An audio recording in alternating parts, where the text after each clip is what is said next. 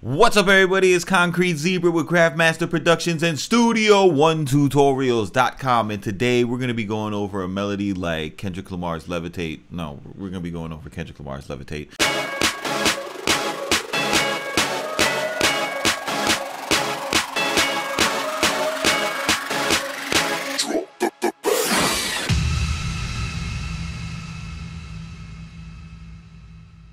What's up, everybody? It's Concrete Zebra with Craftmaster Productions and Studio1tutorials.com, and today we're going to be going over Kendrick Lamar's Levitate melody, just breaking it down, going through some quick theory.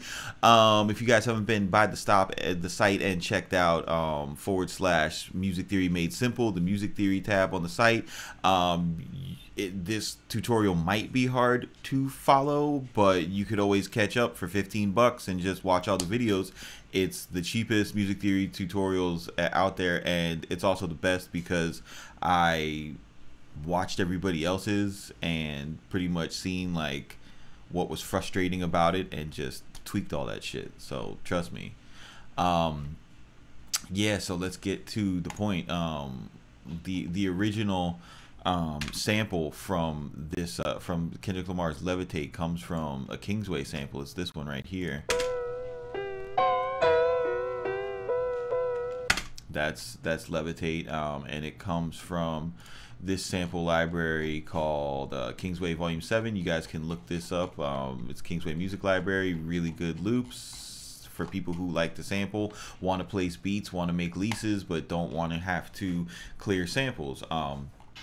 But this thing right here, like, you listen to it and you're all like, you know, what effects do I need? It should sound so exotic and everything. I mean, really just need Omnisphere. There's a patch that sounds really close to it. It's this one.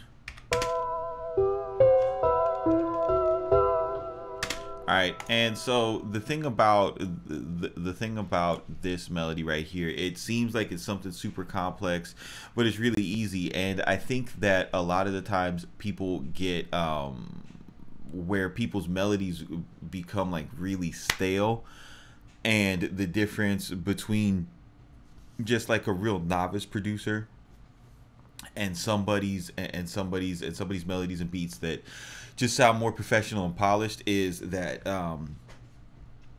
when you take chords and melodies and make them two separate things, and then you put your chords on one instrument and you put your melodies on another instrument, and your melodies only have like one note playing at a time and stuff like that, you're missing out on a lot of harmonization, and that'll make your music sound you know, just really simple and basic to the point.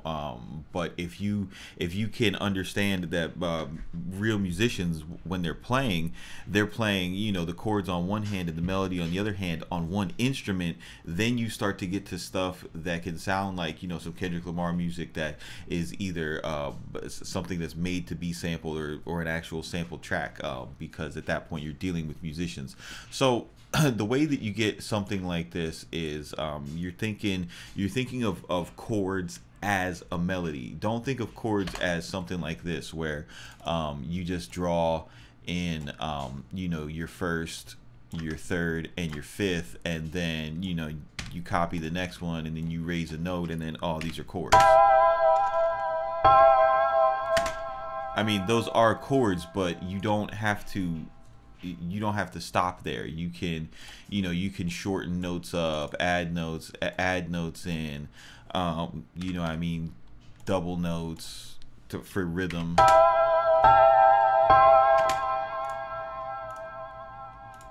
And everything will add like a different appeal to it. You know, so I think that's where a lot of people fall short.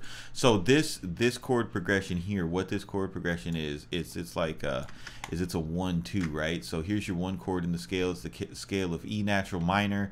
Your first note, your root note is E. Your second is F sharp. So it's these two chords playing, and then it goes back to 1. Alright, so this is pretty much what you got going on.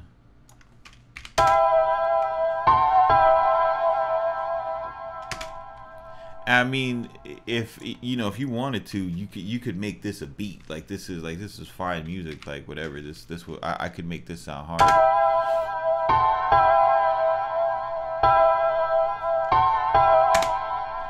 You know, like even on like some East Coast shit. But you know, if you want to, if you know, you really want to push your boundaries and not be basic. So the first thing that you can do when you're kind of customizing your chord progressions and to make them a little bit more ambiguous and just open is you can get rid of the thirds in the progressions, which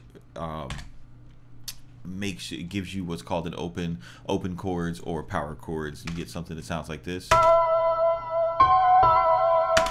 And the reason why that sounds more open is because what defines a chord as major or minor is the position of the third, right?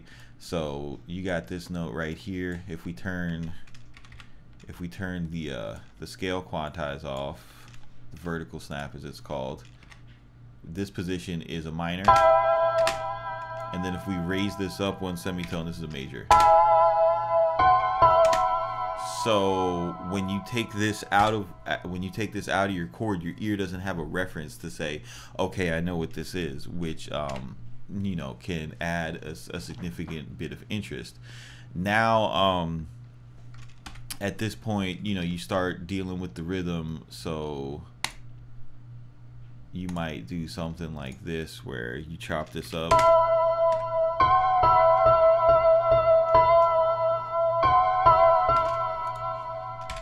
Maybe you get rid of one of these. Alright. Maybe you do a little velocity work.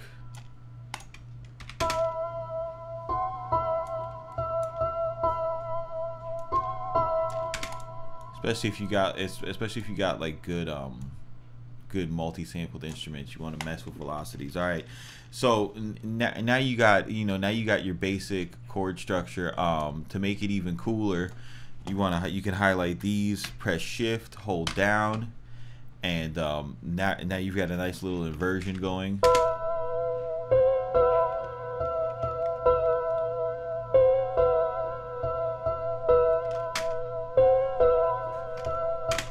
And then the problem that a lot of people run into is, oh, you know, like what notes do I play around it? Which is, you know, you can kind of, especially if you have something like the, you know, the vertical snap, like I'm sure Fruity Loops has something like this too, because, you know, Fruity Loops is, there's no program that can make beats like Fruity Loops. Why would you use something other than Fruity Loops, right? So you can, once you have your scale snap on, you can just click randomly and you won't be out of key, and then you could kind of find a note that works. You can loop the beat over and over again, and that'll be good. Or if you know a little bit of theory, you know that, hey, I'm using my first and my third, or my first and my fifth. A third would harmonize really well with what I got going on. And maybe I'll invert it and see how that works.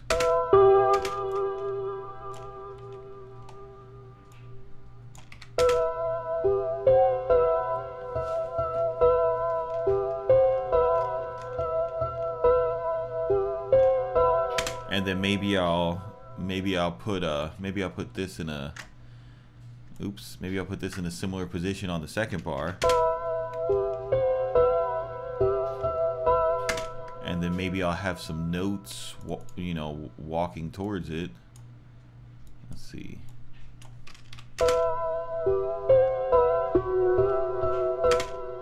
And then maybe I'll go up here.